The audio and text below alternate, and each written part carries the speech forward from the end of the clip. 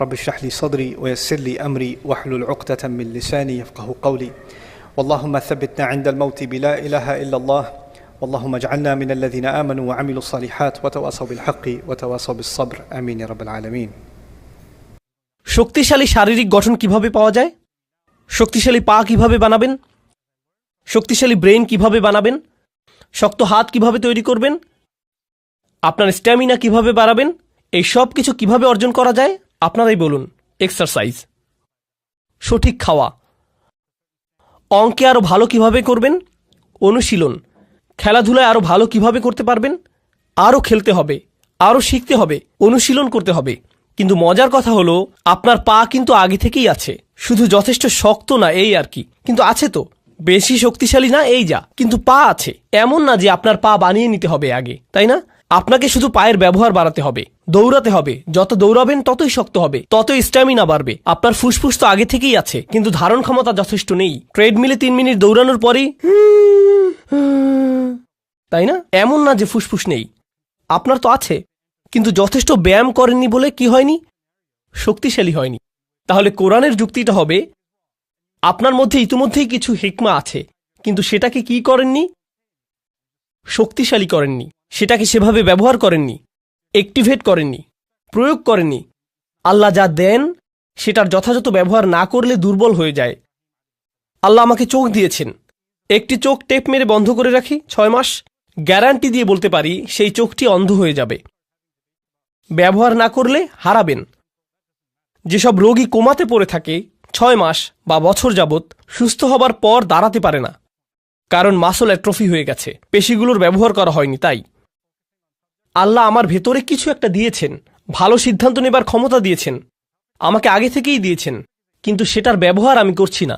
আর যত কম ব্যবহার করব সেই ক্ষমতা ততই দুর্বল হতে থাকবে। এভাবে চললে একসময় নিজেকে বলে বসবো আমার তো সেই সক্ষমতাই নেই, আমি তো এটা করতেই পারি না।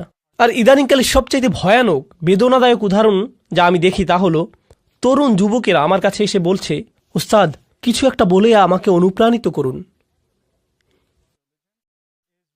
3 ঘন্টা লেকচার দিলাম, এরপর একজন এসে বলছে, উস্তাদ আমাকে মোটিভেট করে কিছু বলুন না দয়া করে।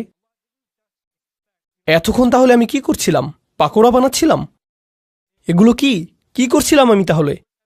কিন্তু এরপর নিজেকে প্রশ্ন করলাম, যখন ওরা বলে যে আমাদের মোটিভেট করুন বা আমার মোটিভেশন দরকার, প্লিজ কিছু বলে আমাদেরকে অনুপ্রাণিত করুন, এরপর দেখুন এই যে এখন তো ইসলামিক মানে ইদানিংকালে মানুষ কিভাবে ইসলামকে গ্রহণ করছে, কিভাবে আমরা ইসলাম শিখছি 30 সেকেন্ডে টিকটক মোটিভেশন দেখে, তাই না? বলুন আসলেই কিনা? মুফতি মেঘ কিছু একটা বলবেন বা আমি কিছু বলবো বা আরেকজন কিছু একটা বলল আর আপনি মোটিভেটেড হয়ে গেলাম, এমনটাই না? এরপর আবার ডিমোটিভেটেড হয়ে যায়, আমার আবার মোটিভেশন লাগবে। জানেন এসব কি? এই সবই আসলে হিকমতের স্বল্পতা। কেন বলছি এটা হিকমত স্বল্পতা? এর অর্থ হলো আমার নিজের ভেতরেই কোনো প্রকারের অনুপ্রেরণা নেই, যেন আমার ভেতর দৃঢ় ইচ্ছাশক্তির সক্ষমতাই নেই। অন্য কাউকে সেই ইচ্ছাশক্তি দিয়ে আমাকে ধাক্কাতে হবে। অন্য কেউ এমন না করলে আমি নিজে আগাতে অক্ষম। আমার অন্য কারো অনুপ্রেরণা দরকার, অন্য কারো আমাকে ধাক্কানো দরকার। আমি নিজে ভাবলাম যে আল্লাহ যখন কোরআনে আসহাবুল কাহাফদের কথা বলেন, গুহার ভেতরকার সেই যুবকদের কথা বলেন, তাদের অনুপ্রেরণা কে ছিল? কে অনুপ্রেরণা দিয়েছিল? কি বলেছিল সে? আরে আজকে আমার সেই খারাপ লাগছে। কেউ ভালো কাউকে চেনো? দাঁড়াও পাহাড়ে উঠতে দেখি টিকটকে কোনো মোটিভেশনাল ভিডিও পাই কিনা। পাহাড় বেশি উচ্চ তো এজন্য। তাদেরকে কি মোটিভেট করেছিল? তাদের ভেতরেই শক্তিশালী এমন কিছু ছিল যা দিয়ে পুরো সমাজকে তারা চ্যালেঞ্জ করেছিল সেই তরুণ বয়সেই, তাই না? বলুন, এমন না যে আসমান থেকে কিছু একটা নেমে এসেছিল বা তারা নবী হয়ে গিয়েছিলেন। তারা তো শুধু সাধারণ কিছু তরুণ ছিলেন, একদম সাধারণ যুবক, কিন্তু তারা মোটিভেটেড ছিলেন। মোট কথা আমি যা বলতে চাচ্ছি তা হলো কোরআনের শক্তিশালী যে কথা বলা হচ্ছে তা হলো মৌলিক হিকমা, মৌলিক জ্ঞান, মৌলিক ভদ্রতা, সঠিক কাজ করার ক্ষমতা, এই সবই আপনার মধ্যেই আছে, আগে থেকেই আছে। আরেকটা জিনিস বলবো আপনাদেরকে, কিছুদিন আগেই বলেছিলাম আরেকবার, ইদানিং আমি বেশ ফিল্টার্ড হয়ে গেছি, মানে আগের মতো আর ভদ্র নেই আমি, এটা কাজেই লাগছে বেশি। এমন না যে আমি অভদ্র, মানে সরাসরি বলি আর কি। তো একজন তরুণী এলেন আমার কাছে, তখন জার্মানিতে ছিলাম। তো প্রোগ্রামের পর তিনি এসে বললেন, উস্তাদ আমরা কেন নারী নেতৃত্ব নিয়ে কথা বলি না? নারীদের নেতৃত্বে থাকা উচিত, তাদেরও নেতৃত্বের অধিকার আছে। আমরা কেন এটা নিয়ে আলোচনা করি না? আমি তাকে বললাম, তুমি আমার মেয়ের বয়সী, তাই আমি তোমার সাথে আমার মেয়ের মতো করেই কথা বলবো, ঠিক আছে? সে বলল, হ্যাঁ ঠিক আছে। তখন আমি বললাম, তুমি নিশ্চিত তো কোনো সমস্যা নেই? আমি কিন্তু নিজের মেয়েকে যেভাবে বলি সেভাবে বলবো। সে বলল, হ্যাঁ বলুন। তো আমি বললাম, আচ্ছা, আমি পুরো পৃথিবীতে এমন মহিলাদের চিনি যারা নিজেরা নেতৃত্বে আছেন। আমি $multi-million কোম্পানি চালাই এমন মহিলাদেরও চিনি। 10,000 কর্মচারী আছে এমন মহিলাকেও চিনি। এমন মহিলাকেও চিনি যিনি বিশ্বজুড়ে শত হাজার মানুষের খাবারের ব্যবস্থা করেন। হাসপাতাল চালান এমন মহিলা চিনি। সরকারে আছেন এমন মহিলাদেরও চিনি। বিশ্বে এমন এমন মহিলাদের আমি চিনি। আর জানো তাদের সবার মধ্যে কমন বিষয়টি কি? তারা কখনোই নেতৃত্ব নিয়ে কথা বলেন না, শুধু কাজ করে যান। তো এখন এই উপদেশ সমস্ত পুরুষ মহিলাদের প্রতি, আপনি কিছু বলতে চান নাকি কিছু করতে চান? যত বেশি বলেন আপনাদের জন্য নেতৃত্ব কত গুরুত্বপূর্ণ সেটা নিয়ে যদি শুধু কথা বলে যেতে থাকেন, তবে 10 বছর পরও এটা নিয়ে কথাই বলতে থাকবেন, যতক্ষণ না পর্যন্ত আপনি খুঁজে বের করে নিচ্ছেন যে কিসের নেতৃত্ব দিতে চান। অন্য কেউ এসে দরজা মেলে ধরবে আর আপনি হেঁটে চলে যাবেন, এমনটা ভাবলে হবে না। আপনার সামনে যদি পাহাড় থাকে, কোনো রাস্তা না থাকে, বেয়ে ওঠা শিখে নিন। এটাই হচ্ছে নেতৃত্ব, বাধা অতিক্রম করা। আপনার সামনে দেয়াল আছে কি নাই পাত্তা দেবেন না, হয় মাটি খুঁড়ুন নইলে বেয়ে উঠুন, এভাবেই এগুতে থাকেন। এই মানসিকতা যে কেউই সাহায্য করতে আসবে না, আপনার মধ্যেই সক্ষমতা আছে, আপনার মাঝেই আছে। তো আমাদের শক্তিমত্তার নতুন মানসিকতা তৈরি হবে। আচ্ছা, এই যে হিকমার ধারণা নিয়ে বলছিলাম, আপনাদের বলেছিলাম যে হিকমা এসেছে হুকুম থেকে, অর্থ হলো চোয়াল, মনে আছে? মানে কারো হিকমা আছে মানে তার প্রবল ইচ্ছা শক্তি আছে, তার ইচ্ছে শক্তিশালী। কোনো বিষয়ে সিদ্ধান্ত নিয়ে ফেললে সেটাই চূড়ান্ত। এখন কিভাবে হিকমার স্বল্পতা আমাদের ক্ষতি করছে, হারিয়ে দিয়েছে কিভাবে, সেটার একটা উদাহরণ দিই। তা হলো মানুষ নিজের উদ্দেশ্যকে বারবার সন্দেহ করে। উস্তাদ, আমি নামাজ পড়ি, কিন্তু আসলে আল্লাহর জন্য নামাজ পড়ি কিনা সন্দেহ হচ্ছে। কেন এত সন্দেহ? জানি না আসলে। এই যে আমাদের নিয়তে সমস্যা হতে পারে। আপনাদের নিয়ত এত দুর্বল কেন? আপনাদের নিয়তে কি সমস্যা? এখানে কেন এসেছেন? আসলে আমি তো কিছু শিখতে এসেছি, কিন্তু এখানে এসে আনন্দও পেয়েছি, হেসেছি। এখন আমি কি এখানে কৌতুক উপভোগ করতে এসেছি নাকি আল্লাহর জন্য এসেছি? আমি কি আল্লাহর জন্য হেসেছিলাম নাকি হাসির কৌতুক করেছিলেন শুধুমাত্র এজন্যই মজা পেয়ে হেসেছি? তাই জানি না নিয়ত নষ্ট হলো নাকি। আরে ভাই চুপ, নিজেকে আর নির্যাতন করবেন না, ইচ্ছে শক্তিটা একটু বাড়ান। কি করছেন সেটা নিয়ে স্পষ্ট আছেন তো? একবার নিজের কাছে স্পষ্ট হলে বারবার সন্দেহ করা বাদ দিন। ইসলামে আমরা এভাবে ওসিডি ডেভেলপ করে ফেলেছি, সারাক্ষণ নিজের নিয়ত বিশুদ্ধ আছে কিনা তা নিয়ে সন্দেহ করি। তাছাড়া শুনে রাখুন, নিয়ত বিশুদ্ধ না হলে সেটা আপনি টের পাবেন, খুব ভালো করেই টের পাবেন। বারবার নিজেকে প্রশ্ন করতে হবে না, নিয়ত ঠিক আছে তো? এমন করা লাগবে না আপনার, নিজেই বুঝে যাবেন। বুঝতে পারবেন কোনো একটা সমস্যা হয়েছে।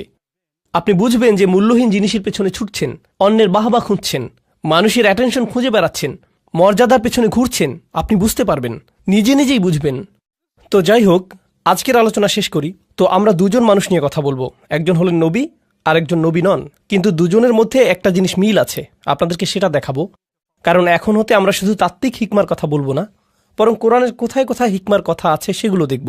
তো সর্বপ্রথম আমরা দেখব দাউদ আলাইহিস সালামের ঘটনাতে। কোরআনের এখানে আপনারা পাবেন, আপনাদের অনেকের ফোনেই কোরআন অ্যাপ আছে, সেখানে খুলে দেখতে পারেন ইনশাআল্লাহ। আমিও খুলছি, এখান থেকেই আপনাদের সাথে পড়ছি, ঠিক আছে? তো এটা হলো সূরা নাম্বার 38 সদ, আয়াত নাম্বার 17। আচ্ছা, উসবির আলা মা ইয়াকুলুন আযকুর আবদানা দাউদ যাল আইদ ইন্নাহু আওয়াব। এখানে বলছে ধৈর্য ধরুন। নবীকে বলা হচ্ছে যে তারা যা কিছুই বলে সেগুলোর উপর ধৈর্য ধরুন, আর আমার বান্দা দাউদের কথা স্মরণ করুন। তার ছিল ক্ষমতা, তার প্রচণ্ড ক্ষমতা ছিল, বারবার আল্লাহর কাছে ফিরে আসত। ইন্নাহু আওয়াব। ইন্না সাখখারনাল জিবালা মাআহু, আমি তার জন্য পাহাড় পর্বতসমূহকে বশীভূত করেছিলাম। ইউসাব্বিহনা বিল আশিয়্যি ওয়াল ইশরাক, তারা আল্লাহর গুণগান করত, মানে পর্বতরাও তার সাথে রাত আর দিনের বেলা আল্লাহর প্রশংসা করত। অত্তয়রা মাহশুরত, আর পাখিরাও তার চারপাশে ভিড় জমাত। কুল্লুল্লাহু আওয়াব, তারা বারবার তার কাছে ফিরে আসত।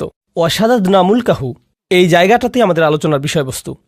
আর আমি তাকে দিয়েছিলাম, তার রাজত্ব শক্তিশালী করেছিলাম।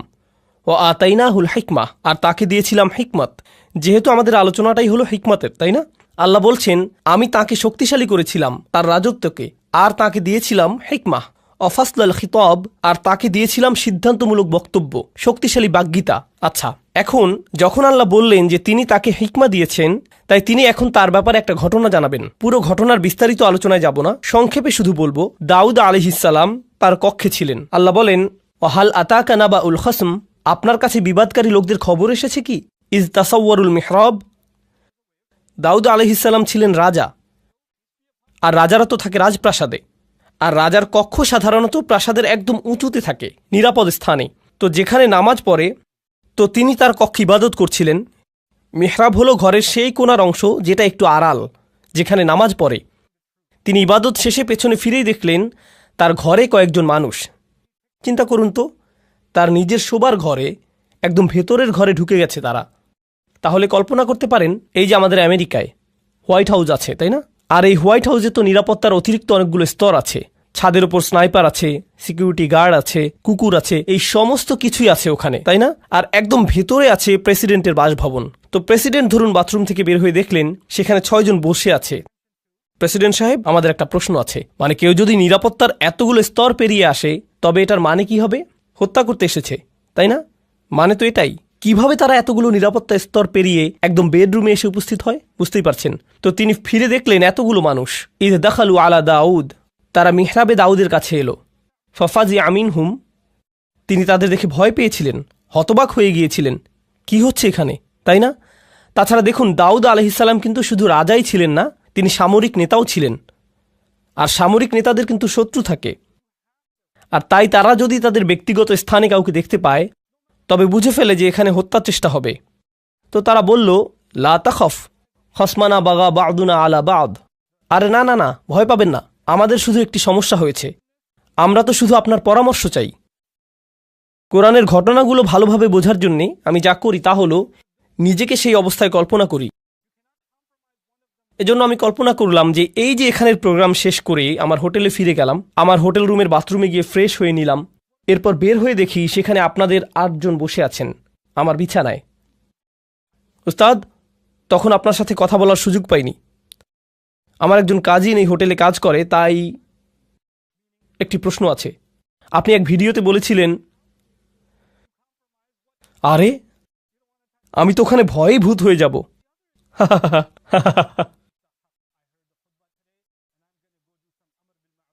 বুঝতে পারছেন কিরকম ভয়ের পরিস্থিতি হবে সেটা? আর সেই অবস্থায় আমি কি ভাবছি, আপনাদের উত্তর দেব নাকি রুম থেকে বের করে দেব, পুলিশ ডাকবো নাকি নিজে দৌড়ে পালাবো? আমার মাথায় যেই জিনিসটি কখনই আসবে না তা হলো, আরে আরে আরামে বসুন, হ্যাঁ সুন্দর, নিজের ঘর মনে করেই বসুন না আপনারা, কোনো সমস্যা নেই। কি খাবেন, চা নাকি কফি? হ্যাঁ ওখানে বসুন, জুতো ওখানে, হ্যাঁ সুন্দর। অলা তুস্তিত ওয়াউহদিনা ইলা সাওয়া আস-সিরাত। তো তারা বলল, আপনি কি আমাদের মধ্যে বিচার করে দেবেন? ভুল উত্তর দেবেন না কিন্তু, এমনটাই তারা বলল। লা তুস্তিত, আজে বাজে উত্তর দেবেন না। এরপর বলল, আমাদের সঠিক পথ দেখান। ইনি হলো আমার ভাই, তার 99টি ভেড়া আছে, আমার আছে একটি। ফাকল আকফিলনিহা, আর সে বলছে তোমার ভেড়াটিও আমাকে দিয়ে দাও।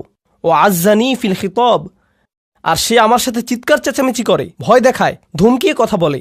আজ্জা মানে কারো উপরে ক্ষমতা থাকা, মানে সে নিজের ক্ষমতা প্রয়োগ করে।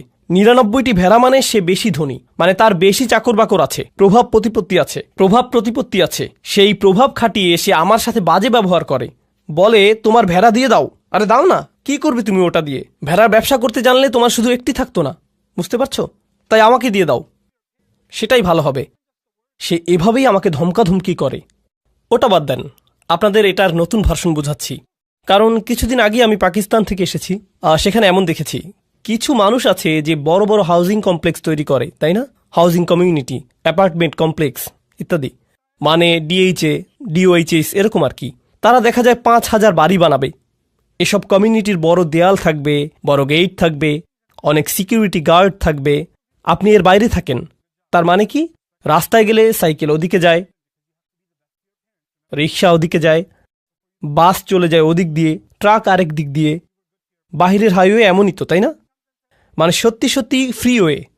ঠিক এই শব্দের প্রকৃত অর্থ আমি এখানে বুঝেছিলাম, একদম ফ্রি, যেভাবে ইচ্ছা যাও, ফ্রিওয়ে। কিন্তু তাদের গেট দিয়ে ঢুকলে হঠাৎ দেখবেন আপনি বিদেশে চলে এসেছেন। রাস্তাগুলো পরিষ্কার, সবকিছুই শান্ত, নিয়মতান্ত্রিক, সবাই ট্রাফিক আইন মেনে চলছে, মল আছে ভালো ভালো, মানুষগুলো মনে করছে তারা খুব ইংরেজি পারে, আরও কত কিছু। আমি তাদের কিছু রেস্টুরেন্টে গিয়েছিলাম, তারা কোন জিনিসকে ইংরেজি মনে করে সেটা দেখতে। দোস্ত, হোয়াট দ্য হেল ইয়া, মানে কি যে মজা লাগে, খাবারের চাইতেও বেশি মজা এগুলো শুনতে।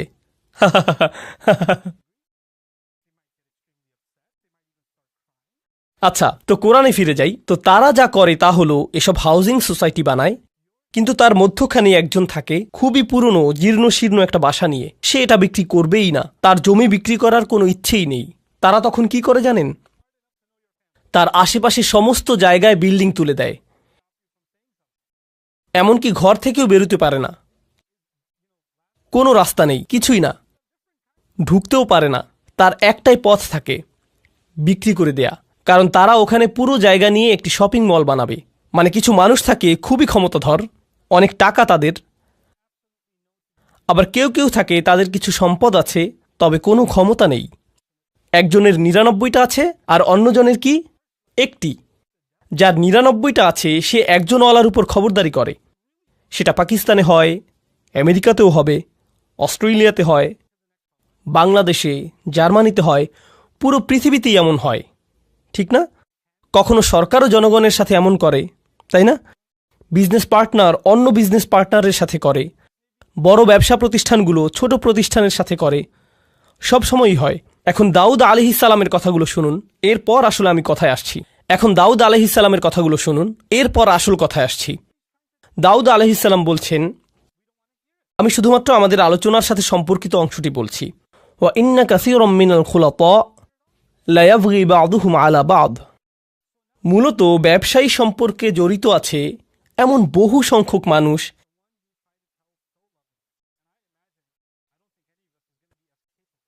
আর প্রেক্ষাপট থেকে বুঝতে পারছেন যে কে কার সাথে জুলুম করছে।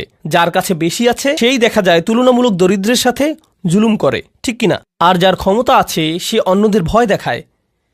এটা সবখানেই হয়। খুলাতা এর মূল অর্থ হলো যেসব মানুষের জীবন একে অন্যের সাথে জড়িত। যেমন ধরুন পরিবার, তাই না? তো ধরুন কোনো এক পরিবারে একজন পিতা আর ৬ জন পুত্র আছে, ঠিক আছে? এক পুত্র অন্যদের চাইতে বেশি ধনী আর রাজনৈতিক কানেকশনও আছে, বাকি ভাইদের এমনটা নেই, অথবা দুজনের এরকম আছে, বাকি ৪ জনের নেই। এখন উত্তরাধিকার সম্পদ গ্রহণের সময় আসলে বুঝতেই পারছেন কারা কারা তাদের অংশ সঠিকভাবে পাবে না, তাই না? কারণ যাদের ক্ষমতা আছে তারা যাদের ক্ষমতা নেই তাদের সরিয়ে দেবে, কিংবা তাদের হয়তো কিছুই দেবে না, ঠিক কিনা? তো এই ধরনের জিনিস তো ঘটেই। তাই দাউদ আলাইহিসসালাম বলছেন, অনেক ক্ষেত্রেই যেসব মানুষ একে অন্যের সাথে সংযুক্ত তারা একে অন্যের ক্ষতি করে থাকে। ঠিক এই বক্তব্যটা দিলেন তিনি। এরপর বললেন, ইল্লাল্লাযীনা আমানু ওয়া আমিলুস সলিহাত ওয়া কলিলুম মা হুম। তবে যারা ঈমান আনে আর ভালো আমল করে তারা ছাড়া, আর তারা সংখ্যায় কতই না কম। অর্থাৎ যারা আসলে ঈমানদার আর ভালো কাজ করে তাদের একটি চিহ্ন হলো যে তারা ব্যবসায়িক চুক্তি নষ্ট করে না। তিনি বললেন, কত কম তারা। দাউদের এই যে কথাটি চিন্তা করে দেখুন, আল্লাহ ব্যাখ্যা করে বলছেন হিকমা জিনিসটা কি। আল্লাহ শুধু বললেন, আল্লাহ দাউদকে কি দিয়েছেন? হিকমা। এখন লোকেরা তার কাছে এসে বলল, এই হলো আমাদের মামলা, আর তিনি বিচার করার আগে বললেন, আচ্ছা শুনুন, এরকম প্রচুর হয়। কিন্তু এটা যে প্রচুর হয় এই ধারণাটি দাউদ কোত্থেকে পেলেন? তিনি কি ওহী থেকে পেয়েছেন? কি মনে হয়? নাকি প্রচুর প্রচুর মামলা ঝামেলা থেকে অভিজ্ঞতা অর্জন করেছেন? তিনি প্রচুর সংখ্যক সমস্যা নিয়ে ডিল করেছেন। তিনি তো শাসক, বনি ইসরায়েলের সর্দার, তাদের নিয়েই তো তিনি থাকেন সারাক্ষণ। বহু বহু নজির দেখেন তিনি। আপনারা জানেন, আমার জীবনের সবচাইতে গভীর আর সূক্ষ্ম আলোচনা হয়েছে মিলিটারি জেনারেল, বিচারক আর আইনজীবীদের সাথেই। এসব লোক থেকে আপনি অনেক শিখতে পারবেন। যেমন তাদের জিজ্ঞেস করলাম, তো আপনি এই বেঞ্চে ৫০ বছর যাবৎ কাজ করে কি শিখেছেন? তারা বলেন, মাত্র ৩০ মিনিটের আলোচনায় তা আপনি শিখতে পারবেন না। আমি বললাম, শুরু তো সবখানেই থাকে, আগে শুরু তো করি, কিছু একটা অন্তত বলুন। ঠিক এই ধরনের অভিজ্ঞ মানুষদের থেকে অনেক কিছু শিখেছি আমি। কোরআন এখানে করেছেটা কি অসাধারণ। কোরআন বলছে যে জীবনের অভিজ্ঞতাগুলো সেগুলোই আপনাকে শেখাবে। কি শেখাবে? প্রজ্ঞা। আর আল্লাহ যখন বললেন যে তিনি দাউদ আলাইহিসসালামকে হিকমা দিয়েছেন, এটাই তিনি বলেছেন, তাই না? আল্লাহ মূলত বলছেন যে তিনি দাউদ আলাইহিসসালামকে জীবনের বাস্তব অভিজ্ঞতা দিয়েছেন, যেগুলো তিনি শিখেছেন মানুষ কিভাবে চলে, সমাজ কিভাবে কাজ করে, এই প্রজ্ঞারই অংশ থেকে তিনি এই মামলা বুঝে নিচ্ছেন, মানুষের আচরণ বুঝছেন। বুঝতে পারছেন আমি কি বলছি? হিকমার পক্ষে অসাধারণ একটা উদাহরণ কিন্তু এটা। এখন এর আগে আপনারা হয়তো ভাবতেন হিকমা এমন কিছু যা আল্লাহর কাছ থেকে আসে, হয়তো আধ্যাত্মিক কিছু একটা, মানে আপনি খুবই ইবাদত করলে হয়তো হিকমা চলে আসবে। এটাও কোরআনে আছে যদিও, এটা হিকমাতের আধ্যাত্মিক একটা অর্থ, কিন্তু এই আলোচনায় হিকমাতের ভিন্ন একটা স্তরের কথা এসেছে। মনে হয় যেন একেবারেই ধর্মনিরপেক্ষ একটা ব্যাপার, ধর্মের সাথে কোনো সংযোগই নেই যেন। কি এটা তাহলে? বিচারক হিসেবে তার কাজ, তিনি মানুষকে অনেক আজেবাজে কাজ করতে দেখেছেন, অনেক কিছু শিখেছেন, অনেক কিছু শিখিয়েছে এসব তাকে। আমার মতো কোরআনের একজন ছাত্রের জন্য এতে কি হয় জানেন? এতে কি হয়, যখন আমি কোরআনের ভেতর কোনো কিছু শিখছি, যেমন ধরুন এখন শিখছি তালাকের আয়াতটা, আগামীকাল আমরা তালাকের এই আয়াত নিয়ে কথা বলবো, কারণ এখানেও হিকমার প্রসঙ্গ এসেছে। সেটা বেশ মজার একটা আলোচনা হবে। তো যাই হোক, যদিও এরপরেই আমি চলে যাব। তো যাই হোক, কিন্তু এই বিষয়টা যে কারণে তুলেছি তা হলো, আপনি যখন তালাকের আয়াত দেখেন কিংবা যখন তালাকের কেসগুলো দেখেন, তালাক সম্পর্কিত বিচারকদের দেখেন যে তারা কি কি খেয়াল করেন, তাদেরকে বাস্তব জীবনের অবস্থাগুলো ভালোভাবে দেখতে হয়, সেখান থেকে শিখতে হয়। তাই যখন আমি তালাকের আয়াত পড়ি, তখন আমি সত্যি সত্যি একজন ডিভোর্স অ্যাটর্নির সাথে কথা বলি, ম্যারেজ কাউন্সিলরদের সাথে কথা বলি, মনোবিজ্ঞানীদের সাথে কথা বলি, তালাকের অভিজ্ঞতা আছে এমন লোকদের সাথেও কথা বলি। বুঝতে পারছেন? এর কারণ এই আয়াতগুলো বুঝতে যেই হিকমা প্রয়োজন সেটা তাদের আছে। কি ধরনের হিকমা আছে তাদের? জীবনের অভিজ্ঞতা। খোদ কোরআনেই দাউদ আলাইহিসসালামের মাধ্যমেই হিকমার এই ধরনকে স্বীকৃতি দেওয়া হয়েছে। দাউদ আলাইহিসসালামের হিকমা মূলত হলো জীবনের অভিজ্ঞতা। তো আমি যা বলছি তা হলো, কোরআন হিকমার সংজ্ঞায় বেশ বিস্তৃত পদ্ধতি নিয়েছে, আর আমরা এই সবগুলো উদাহরণ দেখব। হিকমার নতুন একটা দৃশ্য সম্পর্কে জানব। যেমন আপনাদের দাদা দাদিরা কিন্তু নিজেদের জীবনের অভিজ্ঞতা থেকে অনেক কিছুই শেখাতে পারেন। আমাদের সমাজের মুরব্বীরা তো হলেন হিকমার পুকুর, অথচ কেউ পাত্তা দিচ্ছে না। কি কি শিখলেন জীবন থেকে? এভাবে জিজ্ঞেস করে আমরা উপকার নিচ্ছি না তাদের থেকে। বিভিন্ন পেশার মানুষ আছেন যারা জীবন থেকে কত কিছু যে শিখেছেন, কত কিছুই না দেখেছেন। যেমন একটি হিকমতের কথা আপনাদের বলবো, যেটা আমার পক্ষে জানা অন্যভাবে সম্ভবই ছিল না। নেভির একজন জেনারেলের সাথে আমার একবার দেখা হয়েছিল। আমি বলবো না কোন নেভি, কিন্তু তাদের সাথে দেখা করেছি। সেই সময় আমি সূরাতুর রহমান নিয়ে গবেষণা করছিলাম। আর সূরা আর রহমানে আল্লাহ বলেন, মারাজাল বাহরাইনি ইয়ালতাকিয়ান বাইনাহুমা বারযাখুল লা ইয়াবগিয়ান, তাই না? তিনি দুটো সমুদ্রের কথা বলেছেন, যেই দুটো সমুদ্র মিলিত হয়। তার সাথে তিনি মুক্ত আর প্রবালের কথা বললেন। এরপর তিনি পাড়ি দেয়া জাহাজের কথা বললেন, লাহুল জাওয়ারিল মুনশাআতু ফিল বাহরিকাল আলাম। ঠিক এরপরেই তিনি বলেন, কুল্লু মান আলাইহা ফান, সবাই মারা যাবে, সবাইকে মরতে হবে। তো তিনি সাগর নিয়ে কথা বললেন, মৃত্যু নিয়ে কথা বললেন। আমি সবসময় ভাবতাম যে এখানে সাগর আর মৃত্যুর মধ্যে নিশ্চয়ই কোনো সংযোগ আছে। তাহলে যে সাগরেই জীবন পার করেছে তাকে জিজ্ঞেস করার চাইতে ভালো আর কি হবে? তাই আমি সেই জেনারেলকে জিজ্ঞেস করলাম, আপনি তো পুরোটা জীবন সাগরে পার করেছেন, এই আয়াত সম্পর্কে বলুন তো, এটা পড়লে আপনার কি মনে হয়? তিনি বললেন, শুনুন, যখন জাহাজ ডকইয়ার্ড ছেড়ে যায়, সেই নাবিক যখন জাহাজের ডেকে থাকে, তখন এমন একটা দিনও যায় না যে সে ঘুমোতে যাবার পূর্বে বা ঘুম থেকে উঠে প্রথমেই মৃত্যুর কথা মনে করে না। কারণ আপনি হয়তো ভাবছেন আশেপাশে পানি, কিন্তু সে সারাক্ষণই মৃত্যুই দেখতে পাচ্ছে।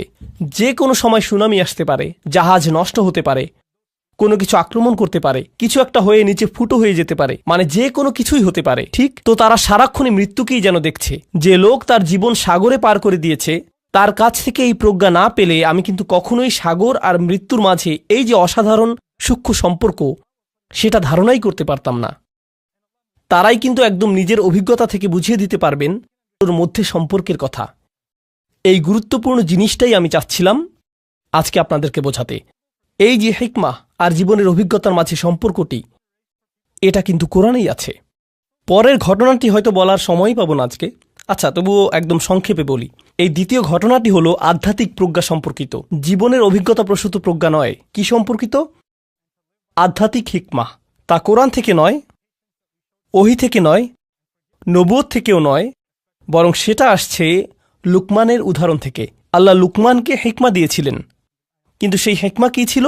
পুরো দুনিয়া সম্পর্কে চিন্তাভাবনা করার পর, জীবন নিয়ে ভাবার পর, একজন পিতা হবার পর যেই হিকমা লুকমানের এলো, তা হচ্ছে আপনাকে শুধু শুকরগুজার হতে হবে। আনিশকুরলিল্লাহ, শুকরগুজার হতে হবে আপনাকে। এখন যে কোনো বাবা মাই কিন্তু এটা জানেন জীবন কি সহজ নাকি কঠিন। জীবন অনেক কঠিন। জীবনের প্রত্যেক ধাপই নিজস্ব এক কাঠিন্য নিয়ে আসে। সন্তান প্রতিপালন আরেক ধরনের কঠিন কাজ।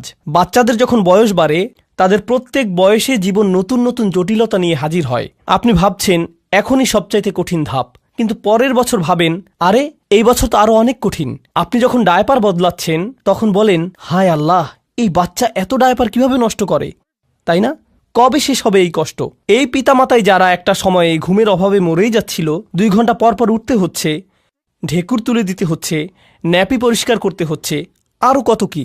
19 বছর পর তারাই আবার বলেন যখন তোর ডায়াপার পরিষ্কার করতাম সেই সময়টা মিস করি, তখনই তুই ভালো ছিলি, আর এখন তো জ্বালা সহ্য করতে হয়। নতুন পরীক্ষা। লুকমানের জীবন খুব সহজ ছিল না। তার জীবনের অভিজ্ঞতাগুলো তাকে আধ্যাত্মিক এক প্রজ্ঞা দিয়েছেন। কি সেই আধ্যাত্মিক প্রজ্ঞা? আল্লাহর প্রতি কৃতজ্ঞ হও। আর তিনি বলছেন যেই কৃতজ্ঞ হবে, কি অসাধারণ হিকমা দেখুন, যেই কৃতজ্ঞ হবে সে মূলত কৃতজ্ঞ হয় কিসের জন্য? কি বলছেন তিনি? অমাইয়াশকুর ফা ইন্নামা ইয়াশকুরুলি নাফসিহি।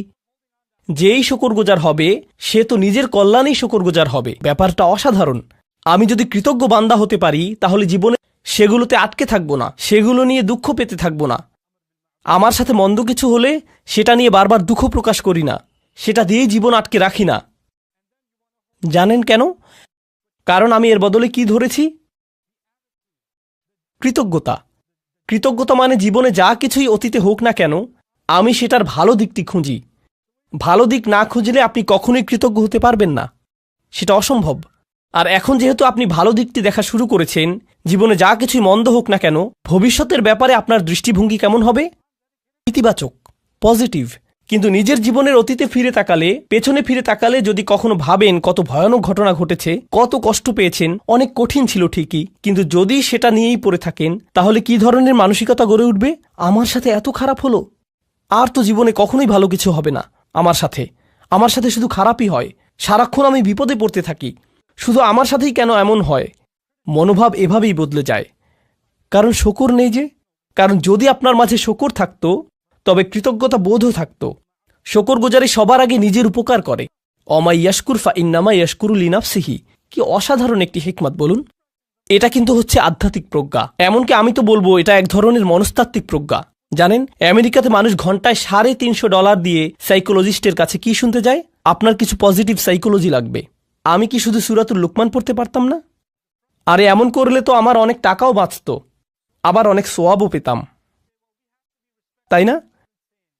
আর তাই হিকমার এই প্রথম অংশটি হলো আমার অভিজ্ঞতা নিয়ে কিভাবে চিন্তা করব আর আল্লাহ সম্পর্কে কিভাবে ভাবব। হিকমার দ্বিতীয় অংশে চলে যাই তাড়াতাড়ি, এরপর আজকের সেশন শেষ। আজকের এটাই শেষ বিষয়। লুকমান রাদিয়াল্লাহু আনহু তার ছেলেদের বললেন, কোনো পাপ কাজই ছোট নয়, এমনকি সবচাইতে ছোট কাজও আল্লাহ বের করে আনবেন। কোনো পাপ কাজই ছোট নয়। আমি যেই মূল বিষয়টি বলতে চাচ্ছি তা হলো যে কোনো পাপ কাজই কি নয়, ছোট নয়, এমনকি মাইক্রোস্কোপিক লেভেলের কাজও নয়, এমনকি পাথরের ভেতরে থাকলেও আল্লাহ বের করে আনবেন। ইয়াতি বিহাল্লাহ। আল্লাহ খুবই সূক্ষ্ম, আল্লাহ খুবই সুনির্দিষ্টভাবে করেন। আপনার পাপ কাজকে কখনোই ছোট করে দেখবেন না। আর তাছাড়াও আরও যোগ করি, এর বিপরীতে আপনার কিসের ক্ষমতাকেও ছোট করে দেখবেন না? ভালো কাজের। এমন ভাববেন না যে আরে এসব করে কী বা হবে, ইনফ্লুয়েন্সার তো আর হতে পারলাম না, লাখ লাখ ভিউ তো আর পেলাম না। বুঝতে পারছেন? এই আয়াতগুলো নিজেই পড়াশোনা করে দেখুন না, এখানকার আয়াতগুলো দেখলেই বুঝবেন। তিনি তার ছেলেদেরকে বলছেন অন্যদের দিকে বাজেভাবে তাকাবে না, বিনয়ের সাথে চলাফেরা করো। তার পুত্রদেরকে বলছেন যে কোথাও যাবার সময়ে উদ্দেশ্য নিয়ে যেন যায়, উদ্দেশ্যহীন চলাফেরা যেন না হয়। অক্সিদ ফি মাশিক। আর তিনি তার ছেলেকে আওয়াজ নিচু করতে বলছেন, তার ক্রোধ নিয়ন্ত্রণ করতে শেখাচ্ছেন, ভদ্রতা শেখাচ্ছেন, তাই না? জীবনের উদ্দেশ্য শেখাচ্ছেন। সে ঘর থেকে বের হবার সময় যেন তার আসল উদ্দেশ্য থাকে, জীবন যেন অর্থবহ ও উদ্দেশ্যপূর্ণ হয়। এসব জিনিসের বেশিরভাগই তিনি তাকে নিজের চেহারার ভাবভঙ্গিও নিয়ন্ত্রণ করতে বলছেন। লা তুসঈর খদ্দাকা লিন্নাস। মানুষের দিকে গাল ফুলিয়ে তাকাবে না, মানুষের চেহারায় বিকৃত করবে না। বেশিরভাগ মানুষ কি মনে করে? এগুলো ছোট ব্যাপার নাকি বড় ব্যাপার? ছোট বিষয় মনে করে। হজ হলো বড় ব্যাপার, হারাম বিশাল ব্যাপার, বড় কোনো ইবাদত করলে সেটা বড় পুণ্যের কাজ হবে, কিন্তু অন্যের দিকে মন্দভাবে তাকানো এটা তো ছোট্ট বিষয়, কিছুই না।